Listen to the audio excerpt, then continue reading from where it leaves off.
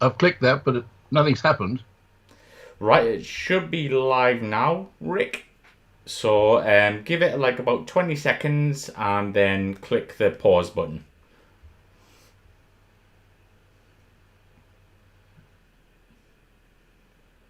Okay, So bear with us, folks, while we get this live Q&A going. I've clicked the pause button.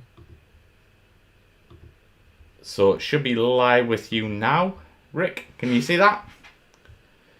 Yep, Right. And have you clicked pause just to make sure everything's okay? I've clicked pause. Yep. Perfect stuff. Right, okay.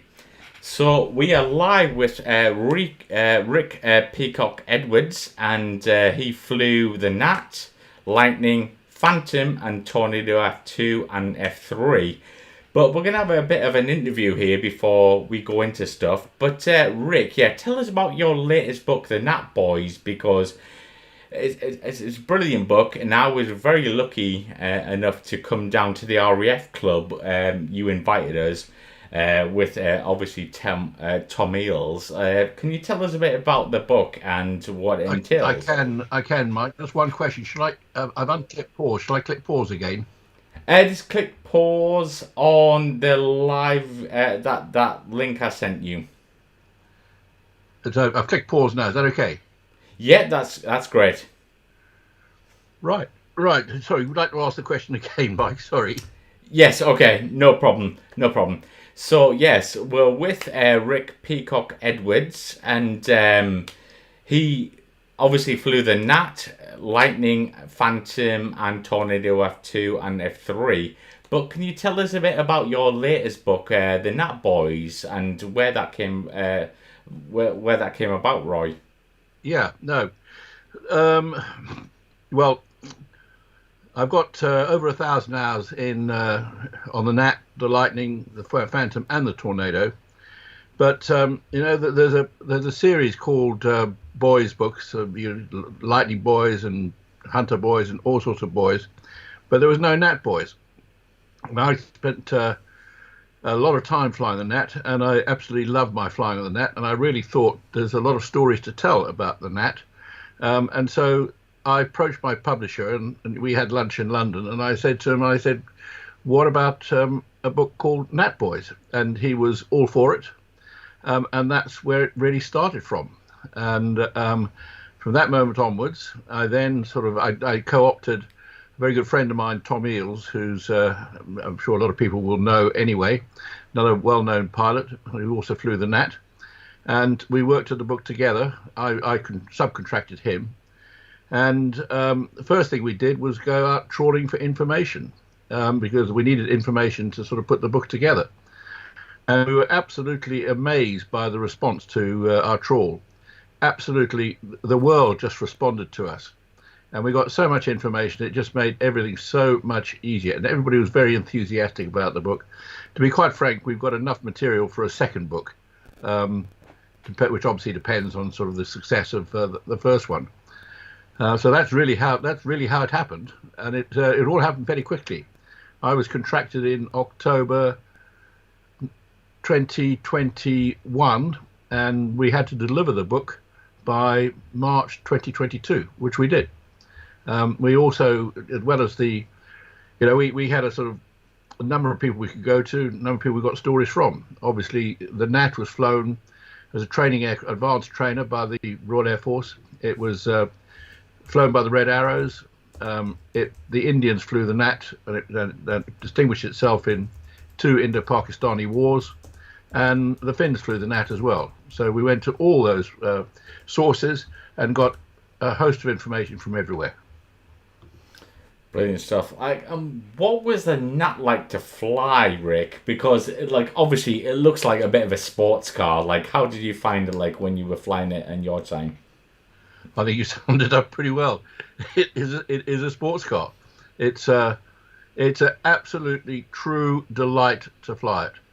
I know, and I was a student on the aircraft, and all those who were students on the aircraft, I guarantee, loved the aircraft. When they first climbed into it, having flown probably the Jet Provost in their basic flying training, it was a quantum leap forward because this was an aircraft that was fast, and it was so much more capable that you look at it first of all and you think, "Crikey, how am I going to fly this one?"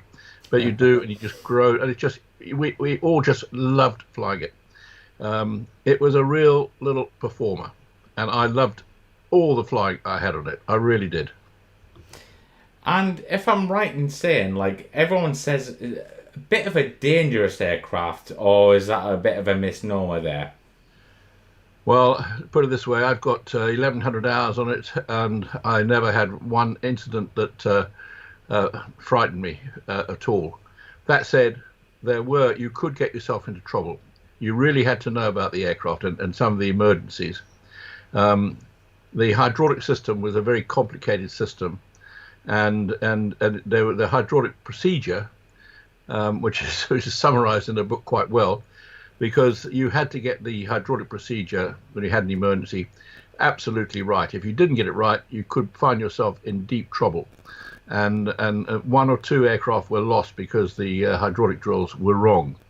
That was one area that you really had to watch for, and that was ingrained into everybody who flew the Gnat. The other area that you had to really understand was that it was a swept-wing aircraft, and swept-wing aircraft fly very differently from a straight-wing aircraft, and swept-wing aircraft also stall very differently from straight-wing aircraft. And the Gnat can sort of surprise you by stalling quite quickly, because of its swept wings. So those are the two areas you really had to watch. And what was it like? Like, I mean, like comparing it to the Hawk T1, was there a big difference there? Yes. I mean, the Hawk T1 came along and replaced it, and to be quite frank, the Hawk T1, which was a great performer and has served the Royal Air Force exceedingly well, was the problem that you didn't have the emergency sort of problems that you might have in the Gnat. Also, the serviceability of the Hawk T1 was much better. The Gnat was a complex little aircraft. The control system was quite complex, and it required quite a lot of knowledge to sort of know how to look after it. It was a unique aircraft in many ways. It had a unique ejection seat, but it was in fact they said about the Gnat, you'd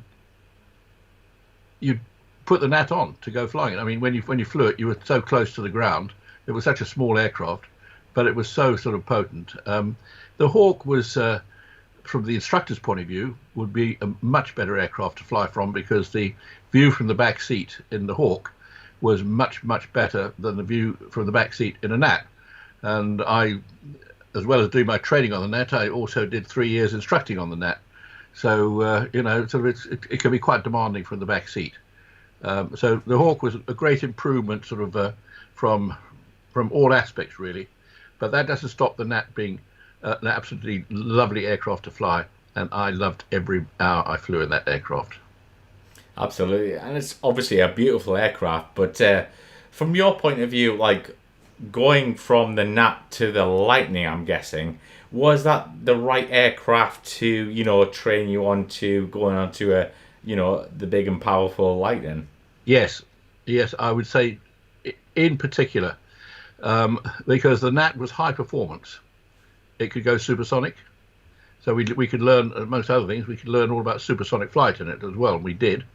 And it had instrumentation in the cockpit, particularly had a display called the OR946 display, which was identical to what was in the Lightning. So, and it had a TACAN display, tactical air control and navigation display that was very similar. So the two cockpits, the Gnat cockpit and the Lightning cockpit, were not dissimilar at all.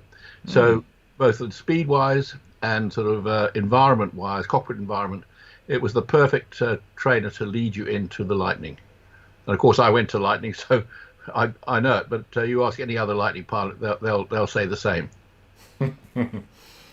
Brilliant stuff. But like, what was like the process of writing Gnat Boys? Obviously with Tom Eales, who's been on the the channel before. Did you get together, or like how did that work, Rick?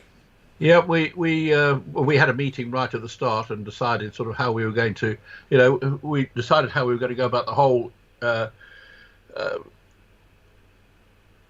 question, and we sort of shared out responsibilities because Tom in particular, for example, Tom had gone to the Indian Staff College, so he knew the Indians better than I did, so he was able to get in touch with the Indians much better.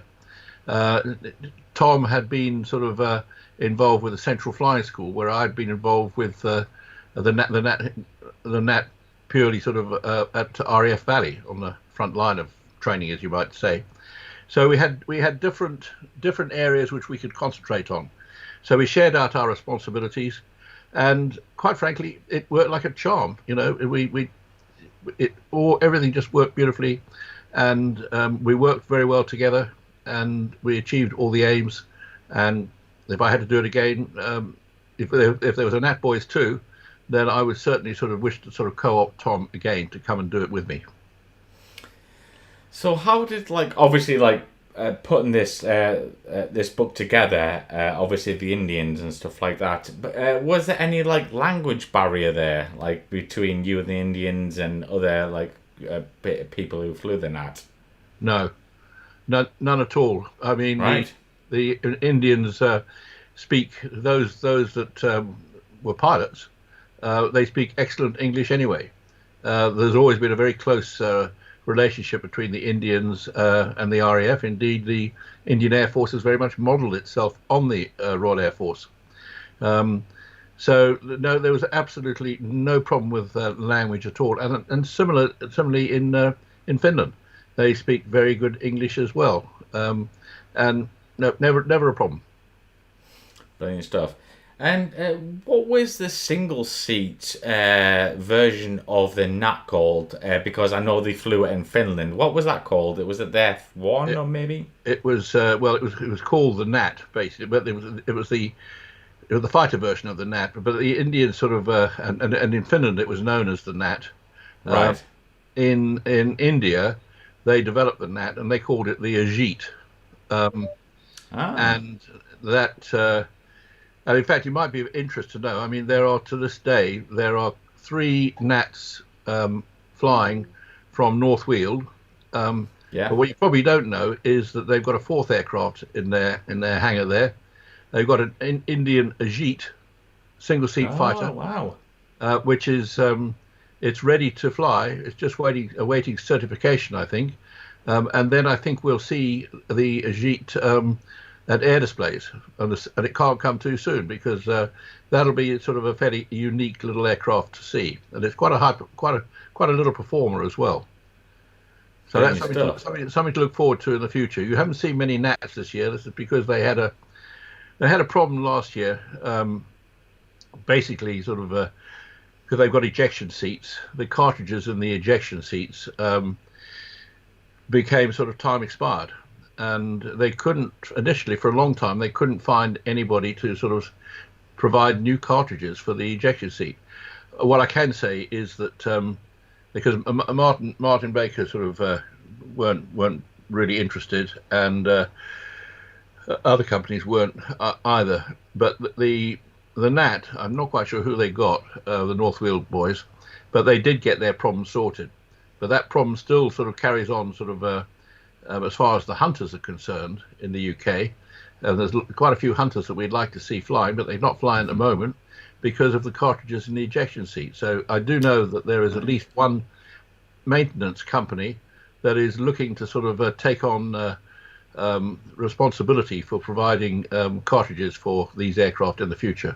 So I don't think it's a problem that's going to be there too much longer. I hope not anyway, and that we might see some of these aircraft more in the sky than we have for the last year. And before we move on to the questions on the side there, which you can see there, Rick, was the Gnat as dangerous as everyone says it was when you were flying? No, not as far as I'm concerned. No, it was just a beautiful aircraft to fly. I mean, like anything, not dissimilar from the Lightning. I mean, the Gnat was a high performance little aircraft. Things happen fast, and when I was instructing on it, for example, and I remember doing my sort of qualified flying instructor course on the Gnat, and thinking sort of, right, anybody who's going to be one of my students will be the best pilot that there is. Well, you very quickly learn that is not the case. Everybody's got different abilities, and there's always going to be, when you've got a big course coming through, there's always going to be some who will sort of fall by the wayside, and invariably, sort of where they fell by the wayside was not actually flying the aircraft so much as mental capacity. So it was the mental capacity, keeping up with the speed of the aircraft, and B, the ability to cope under pressure. Well, the two are very much linked together, and that was the same was true. You could say that if anybody was unfortunate enough not to pass the Gnat course, and some, quite frankly, sort of just came forward and said, no, this is too much for me, I'd like to go somewhere else, and they were moved on to helicopters or the multi-engine aircraft. But if we passed people through who what we call training risk, we were only sort of jeopardizing their own lives. We couldn't possibly do that. But no, I never thought that Gnat was a dangerous aircraft. It was a pure delight to fly in all environments. I will say one other thing. It was the only aircraft that I always say I flew the Gnat on the runway as well as off it, because on the runway it was an interesting, particularly on a wet runway.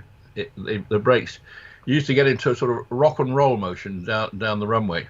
And it used to be quite uncomfortable to start with, as the wings, which were sort of dihedral, would start rocking, and the brakes sort of, which weren't, they were Mextrat units, and they, you had to get used to sort of how to land the aircraft in a crosswind, particularly on a wet runway.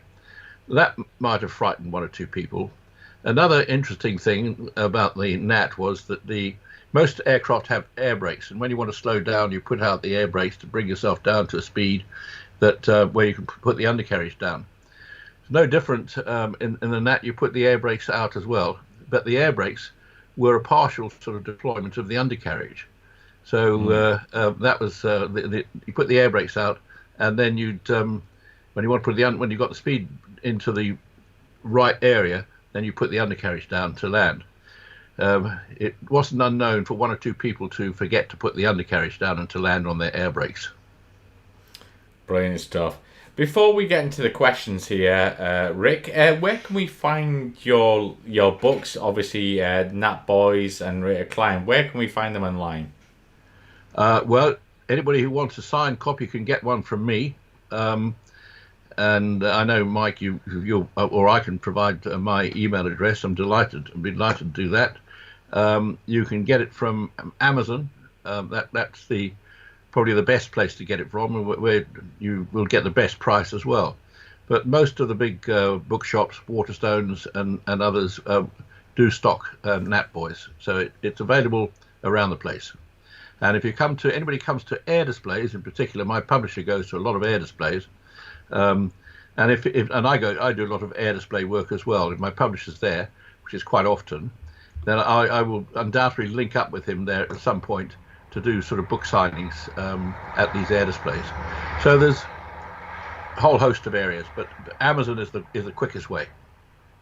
Brilliant stuff. As you can see on your right there, there's some questions coming in. If you can remember to scroll up to the top there, Rick.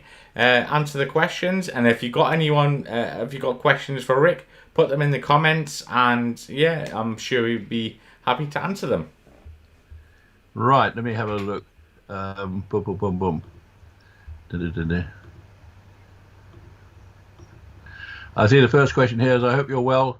With reference to the Lightning, did you ever get the same feeling from a QRA takeoff in any other of the other aircraft you flew?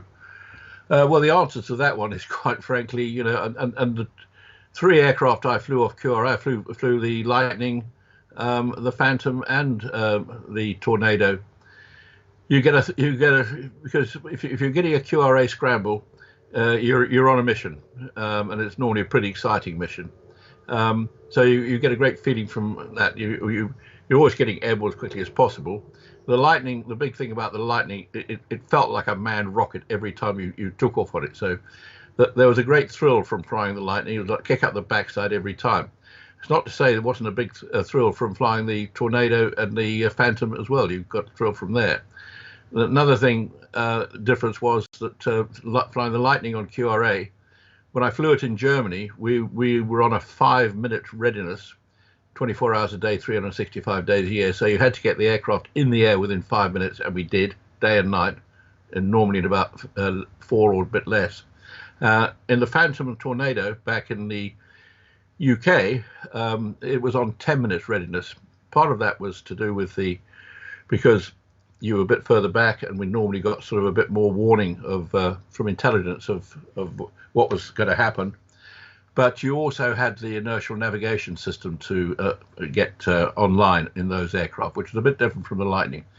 So I suppose what we're talking about is, as technology improved, it created issues as well. But we always got airborne very, very quickly indeed, and it was always an exciting mission. So that was that. Boom, boom, boom. Do you think the cancellation of the TSR-2 was a bad decision? We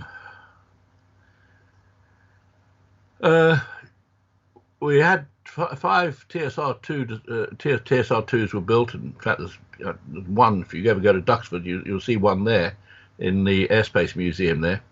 There's no doubt about it. It was an aircraft that was way in advance of other aircraft at the time. There's also no doubt about it that it was going to be a hugely expensive aircraft to operate. So, looking at the defence budget, which has been drained ever since, you wonder sort of just what effect that would have had. I'm sure, in all honesty, that I think we're all sad that TSR-2 was cancelled, but to be quite frank, what came in its place was pretty capable as well. Regarding the Gnat, could someone 6 foot plus like myself comfortably fit inside? Looks like a hot rod toy. Yes, it was, even compared to the Hawk, let alone the Tornado, Jaguar and Phantom. Well, yes. The first answer to your 6 foot, the answer is yes. We had guys flying the Gnat who were 6'4", 6'5", and they fitted in. That you can adjust the seat. The really critical thing to fly the Gnat was your back length and your thigh length. As long as those were in limits, didn't matter how tall you were, you could fly it. But if those were out of limits, and that was, if your back was too long, then you're going to get broken back when you eject. If your legs are too long, trouble there was that normally the thighs sort of would sit off the seat, and if you had to eject, you would break your thighs, and that was not something that would have been very nice at all. As I said, the Gnat was a little sports car. It could do 650 knots, no problem at all. At height, we couldn't go supersonic in level flight. We could go supersonic in a dive, gentle dive, and we could go up to 1.2. So it was hugely capable. We used to fly around low level. On our low level sorties, our standard speed at low level to begin with was 360 knots, and then we'd increase it to 420 knots. That was very compatible with the way the front line were flying at the time. So, and yes, we used to move around fast. The view from the aircraft was lovely. It was very responsive, particularly in the rate of roll. It was a great aerobatic aircraft. Quite frankly, the Gnat was just a pure delight to fly. It was a real little sports car. And I mean that. That's exactly what it was. Not a thundering, great big 20-ton aircraft like the Lightning, the Phantom, or the Tornado. It was a little aircraft. it was a sports car, and it was lovely.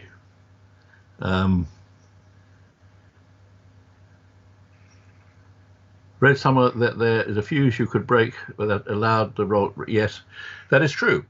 There is a fuse in the aircraft, which at one stage the Red Arrows used to take out. In fact, that would increase your rate of roll. And there were other times that that people became aware that it was being taken out.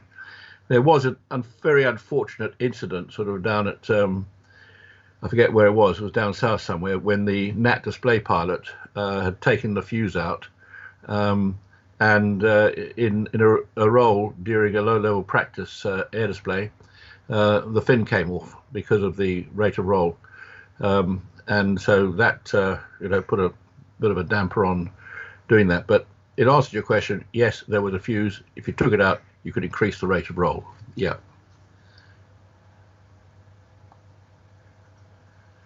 Boom, boom, boom, boom.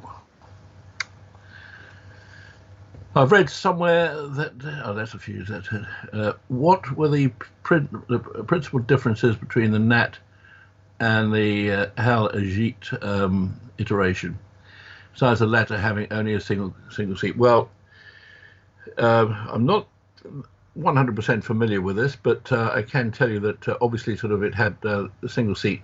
Because it had only the single seat, that meant that affected the length of the aircraft, which had an effect on other considerations. It meant sort of you didn't have some of the CFG problems that the Gnat trainer had. I do know that the Agit had a more powerful engine, and I'm told it's a much more potent aircraft to fly. I'm sure that sort of obviously the avionics would have been different in the cockpit as well, because it was not being used for training; it was being used for fighting, and so it would have had sort of all the weapon switches and weapon controls in the cockpit. So although from the outside it looked like a Gnat, it was basically a little fighter. And if I just offer you a comparison, I mean, the Tornado, for example, I flew the fighter version of the Tornado, but the fighter version and the bomber version didn't look dissimilar, except the fighter version was longer. But in the cockpit, they were very different aircraft, because the roles were totally different. And that's what I'm really saying. Sort of the Agit would have been very much designed to the role that it was doing, and it was built by HAL in India as well. But I wish I knew a bit more about that aircraft. I look forward to seeing it flying.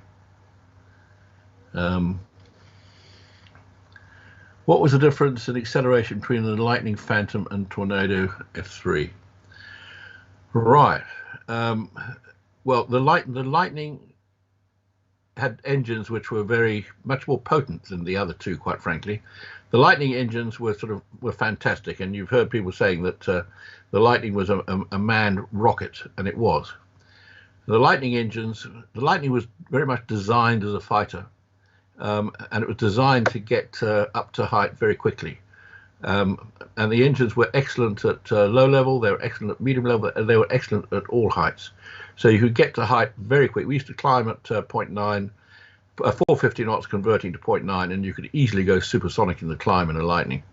And in no time at all, you were up at height, if you were going up to height, 36,000 feet. And it used to accelerate very quickly as well. If I look at the Phantom and the Tornado, they're not dissimilar in many ways, because both the Phantom, when the RAF started flying the Phantom, they put Spey engines in it, because the Phantom at the time was very much going to be flown in the low level by the ground attack squadrons, and so we were very much concentrating on low flying in those days, and so the engines were designed for maximum performance at low level, as were the Tornado's engines, because the Tornado was basically a derivative of the Tornado bomber, and the Phantom, when it came into the fighter side, came out of the ground attack squadrons. So the engines were excellent at low level on both those aircraft, and at high level they were very good when you went supersonic as well. And supersonic, all three aircraft performed well supersonically, but the Lightning, no doubt about the Lightning performed best. I mean, the Lightning, we used to boom and zoom, we used to call it. We used to go supersonic at 36,000 feet in level flight and accelerate to whatever, 1.3, 1.6, and then we'd zoom to height. And we could, I mean, you've heard stories about the Lightning. The Lightning, I know there isn't a Lightning pilot who hasn't been over 60,000 feet, and quite a few have been over 70,000 feet. The Lightning the performance was amazing. The Phantom would tend to sort of run out of performance sort of in the mid 50s, as with the Tornado, quite frankly. So those were differences in the medium to high levels. But low level, there's a difference again, because the Lightning was restricted to 650 knots top speed at low level, mainly because of the design of the engines and where the radar bullet, we call it was, and the air would come in around the intake that you saw in the front of the aircraft, and that could cause engine surge at low level, which is why the restriction was 650 knots. The Phantom, in the meantime, which had different design, was restricted to the RAF to 750 knots and would do 750 knots without any problem at all. The Tornado was the hottest of the lot at low level. It was restricted to 800 knots, and it could do 800 knots no problem at all. And there is at least one pilot I know that sort of definitely sort of would attest to having sort of achieved 1,000 miles an hour at low level. So to think that Andy Green was going to do 1,000 miles an hour on the ground, and maybe that still might happen, it just amazes me, because it's very exciting at low level. You really do feel the speed down when you're near the sea, which is where normally we would do these high speed runs. You know all about it. Hope that sort of answers a bit of your question. David Boardman, hi Rick, what do you think of the JF-17 Block 3 fighter jet? Cool. I don't know enough about it, if I'm quite honest. Can you tell me a bit more about which aircraft you're talking about there? Which was better for close-in manoeuvring, Lightning or Phantom? What about Lightning versus F4? Well, they all had their limitations at close, because I mean the Lightning and the Phantom,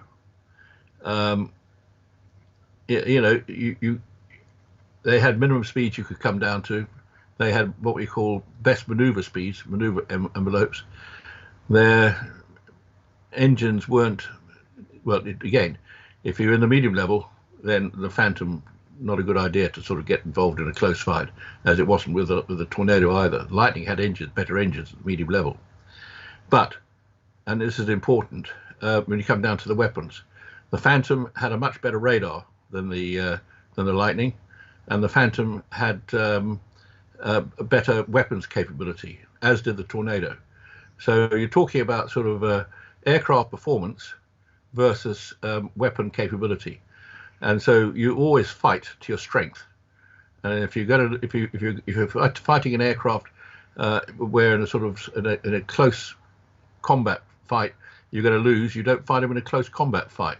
You try and keep them at arm's length. Don't get yourself to a place where he's going to shoot you. So it really depends. Depends on, and quite frankly, the height you are makes a difference, and the height and speed, it all makes a difference. So very difficult to sort of categorically state which is better. They've all got their strengths, and they play to their strengths. Would you ever come to the merge with the wings back in BFM to make an opponent think you were smoking along, only to sweep the wings forward and turn inside them? Well, the answer to that one was we invariably did come to the merge with the wings back. We were very going like a train. Yes, and then we'd come into the merge, and then we'd go past the merge, and the wings would obviously sort of very quickly come forward, probably into the 25 wing position with maneuver flap out, where you had your best turn capability. But yes, we used to wing the wings back all the time. But that was only once we get in the merge. You didn't start fighting with the wings back. You got them forward pretty quickly. Boom, boom, boom. Just going to scroll down a bit further. Just bear with me just for one. Would you ever? Oh, let's merge. Was the Tornado a reasonably good fighter compared to the US contemporaries F-15, 16, 18? Germany is still flying it. It is the old plane, even any good in today's military scenario. Well, the answer, yes, it is still good in today's military scenario. As I've tried to explain, every aircraft's different. No, the F-3, for example, was not designed as a close combat fighter. It was designed as an interceptor. So in a close fight, then the F-15 would be, and the F-16 and the F-18 would all be better than the Tornado. But in the sort of beyond visual range fight, when and remember I talked about you're using your capabilities, your radar, your weapon system, and a whole lot of other sort of things that you've got available to use, then it becomes a much more sort of even fight. And you asked the F-15 boys, I mean, for example, very last F-3 deployment to Red Flag in the Nevada desert, I know that the Americans were sort of highly impressed with the F-3s and what they were able to do. They performed exceptionally well and really surprised them by the number of kills that they got. So it depends on so many things. But like I say again, you learn your aircraft, you learn about your adversary, and you work out its tactics. No different from anything really, any sport or whatever. You play to your strengths, and you play to your opponent's weaknesses as well. And they've all got weaknesses too.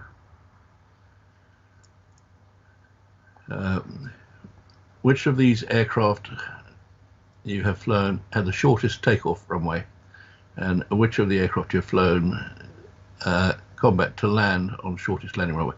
Well, I mean, all three of the aircraft for a start had hooks. So if you had an arrestor, you could use an approach end arrestor, but you normally use that purely for, unless you were on a carrier operations, you normally use that if you had an emergency. But that obviously would give you a short landing capability. In a normal landing, the one with the shortest capability was the Tornado, and that was because it had reverse thrust, and you could land and open up the reverse thrust, and you could stop the Tornado very quickly indeed. The Lightning needed all the runway, and the Tornado and the Phantom probably less. So the Lightning needed most of the runway. The Phantom the next, and the Tornado needed the least runway. I think that probably just our shortest takeoff. They all accelerated slightly differently. The Lightning, I used to think, sort of, because of the power of the engines, it accelerated quicker than the Phantom and the Tornado. But they would all get airborne in a very similar sort of position.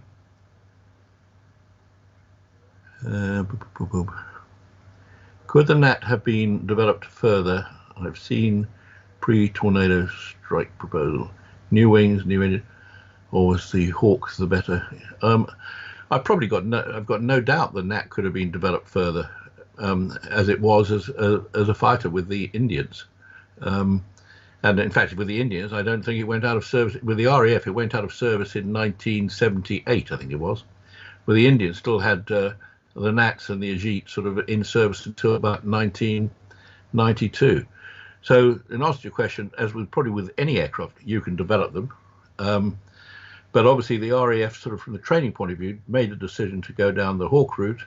And quite frankly, I think that has to be recognised as a very good decision, because the Hawk has been a hugely successful aircraft, not just for the RAF, but for British sails across the world, quite frankly.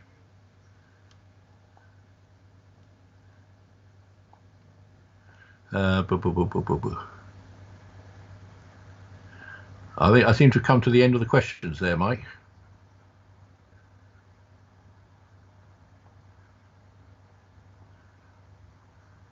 Oh, another one.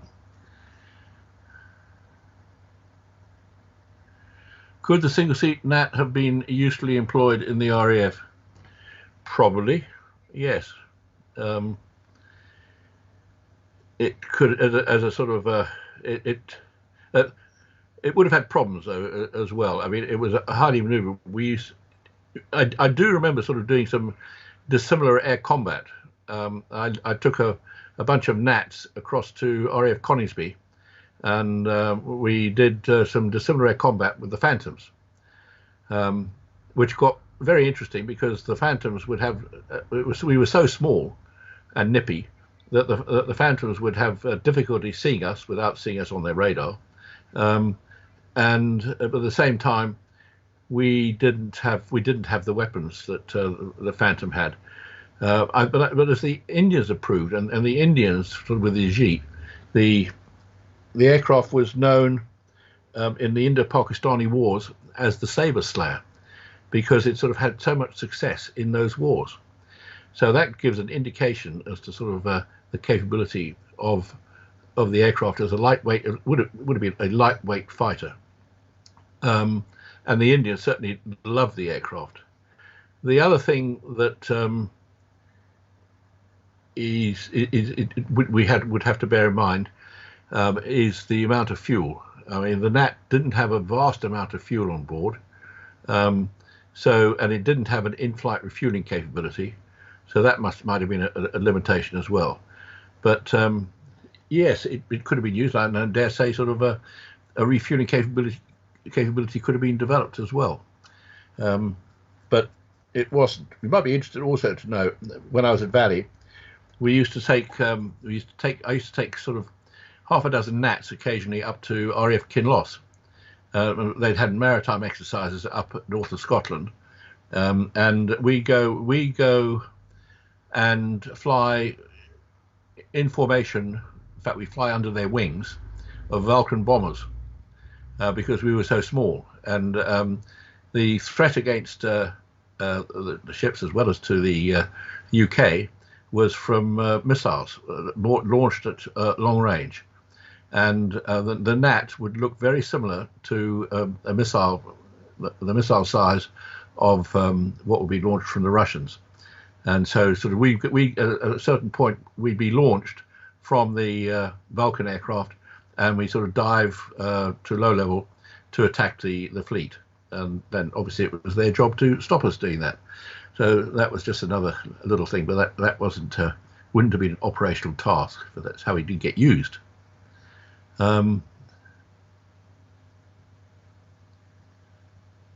Could the single-seat Gnat have been usefully employed?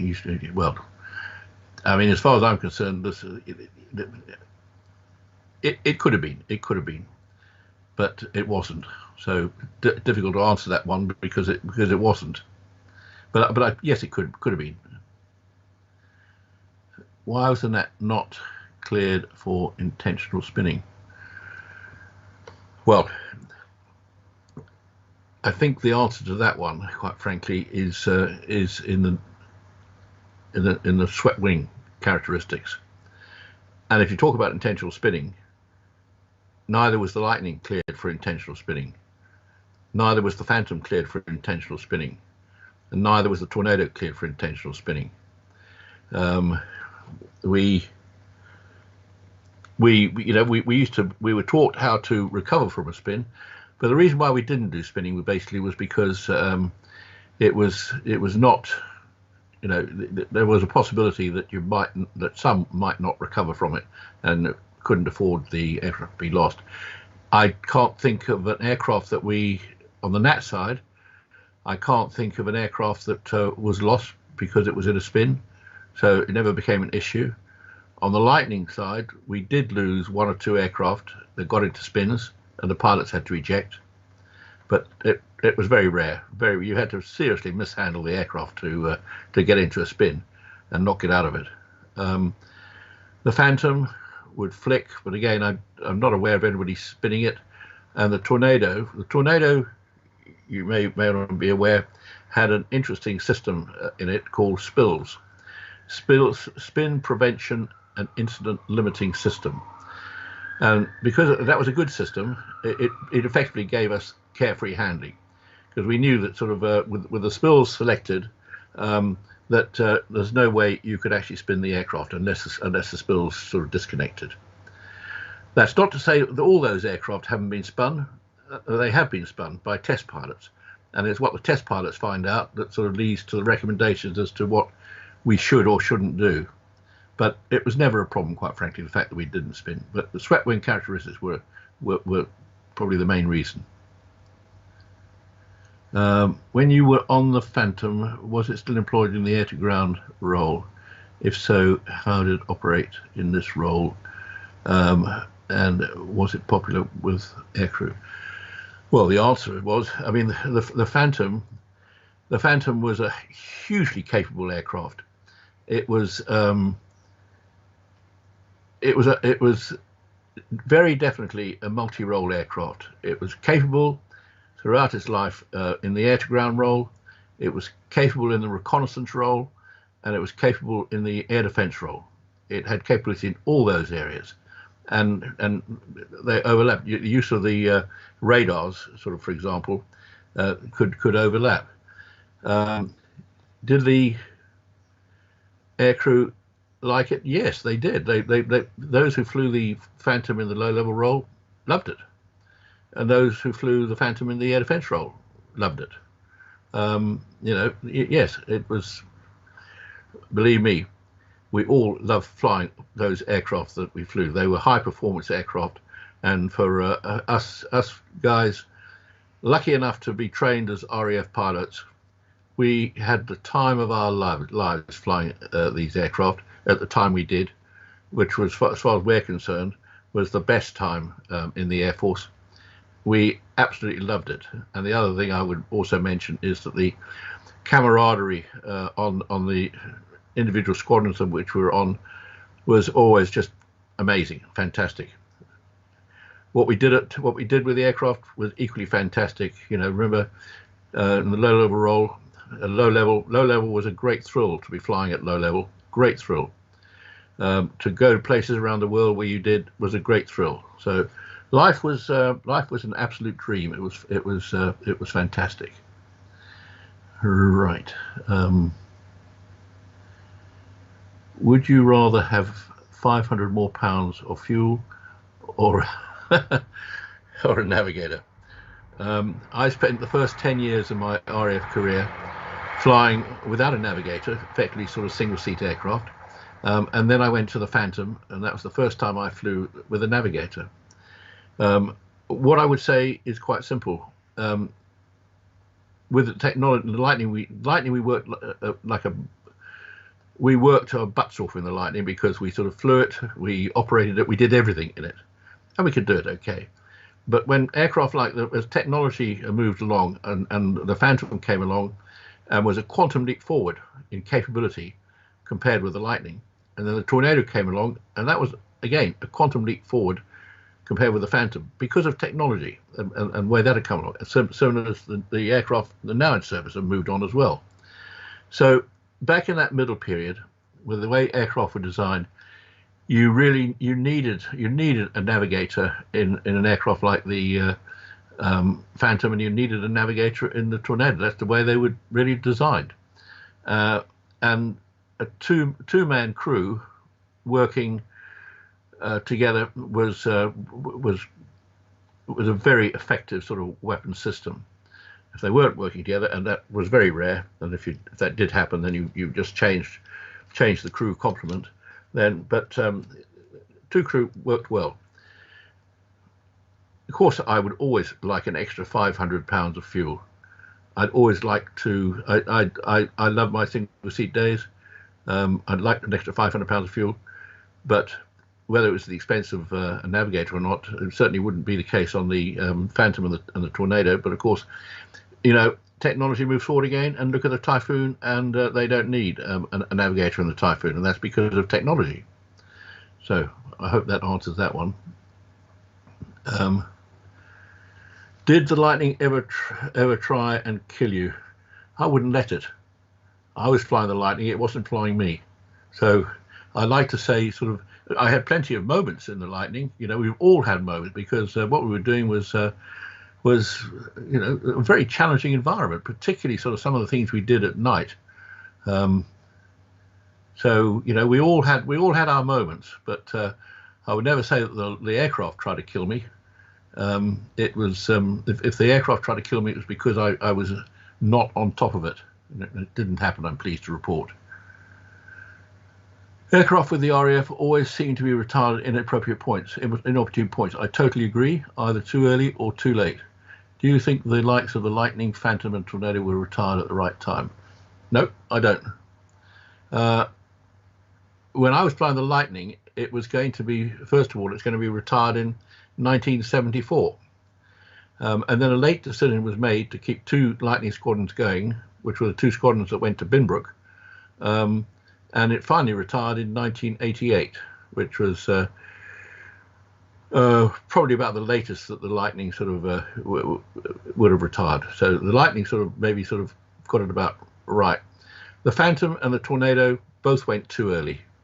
They were both at the peak of their proficiency, operational capability when they were retired. They weren't retired because they were too old or anything like that. They were retired because of political decisions and which related to the defence budget. But in particular, the Tornado, when it retired after 25 years, that's the F3 I'm talking about, because the bomber version actually went on for a few more years.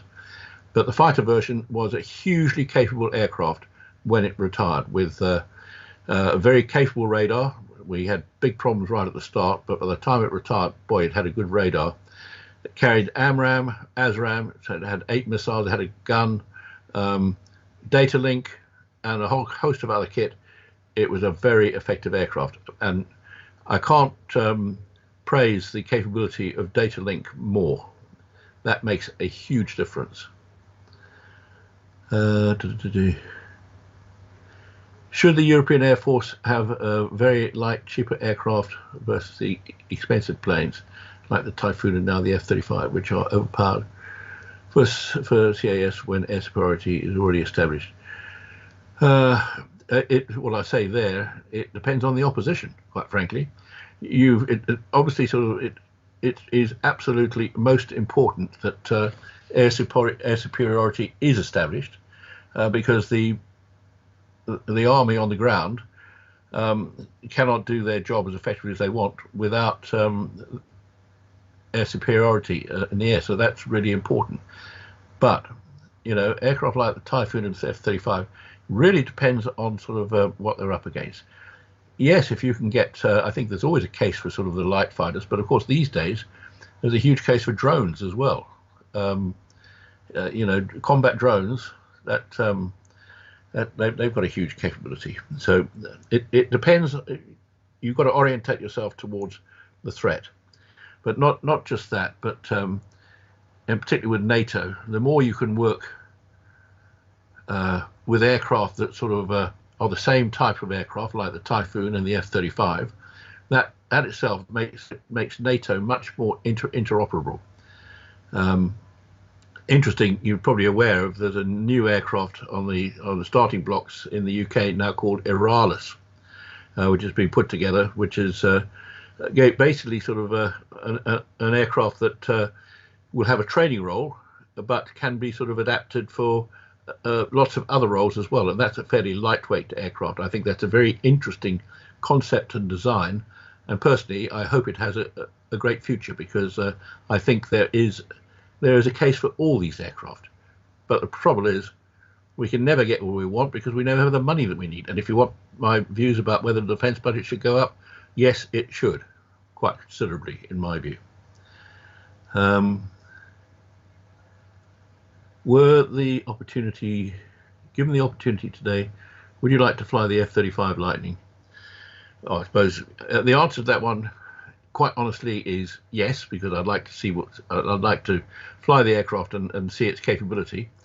But at the same time, I know that the F-35 flies you quite a lot of the time. All I'll say about the aircraft that I've flown, the Lightning, Phantom, and Tornado, that they were aircraft I've flown, and the Hunter and the Gnat. I've flown aircraft where I was responsible for flying it, but that doesn't stop me so I got much more hands-on capability than probably that you get today in an F-35. But nevertheless, I would like to fly the F-35 because I'd like to see what it can do, and I know it can do a hell of a lot, and I'd like to understand it better.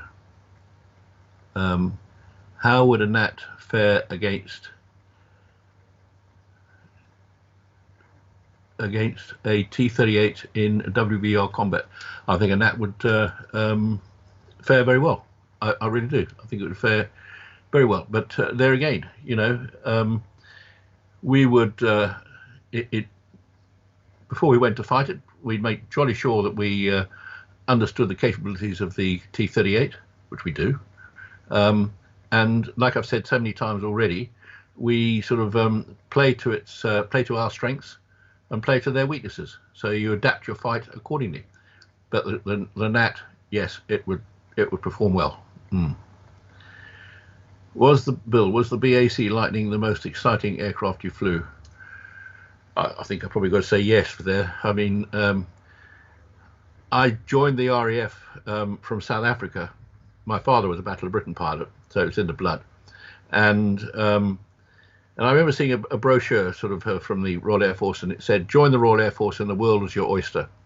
And on the front page, on the front of the cover, was Squadron of Lightning, 74 Squadron it was, and the pilots were walking back. And I looked at it and I said, "That is me." So I was single-minded from that moment onwards.